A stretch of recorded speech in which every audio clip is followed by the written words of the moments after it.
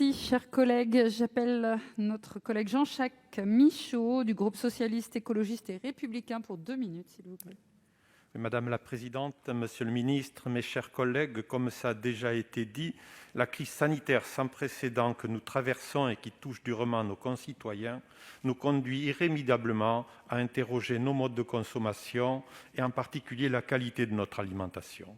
De fait, la question alimentaire a pris une importance grandissante et est devenue aujourd'hui un nouvel enjeu de développement durable pour les territoires.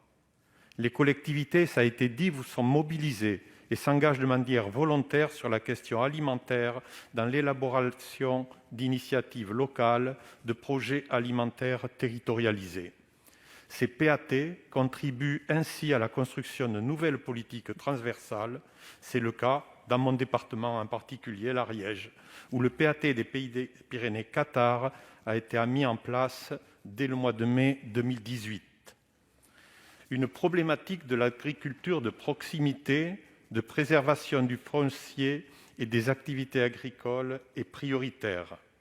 Vous le savez, la maîtrise foncière est l'un des principaux outils dont nous disposons pour permettre et encourager l'installation de nouveaux agriculteurs en mobilisant du foncier ou en achetant en fonction des opportunités et en lien avec les SAFER. Pourtant, alors même que le droit de préemption des SAFER a été conforté par l'acquisition de la totalité des parts d'une société, il s'avère que de nombreuses acquisitions de terres agricoles par des sociétés, parfois étrangères, continuent de susciter interrogations et inquiétudes. Ainsi, les fonds de gestion, par le biais de sociétés, continuent d'acheter à des exploitants et à des prix parfois très élevés des milliers d'hectares dont les productions, en règle générale, sont destinées à l'exportation. Les mécanismes de contournement de notre législation mis en œuvre par ces acheteurs, et notamment par la pratique des cessions partielles, démontrent clairement l'inefficacité de nos outils de régulation. Les conséquences de cette spéculation sont néfastes pour nos territoires, en particulier pour les nouveaux agriculteurs. Monsieur le ministre, ma question est donc simple.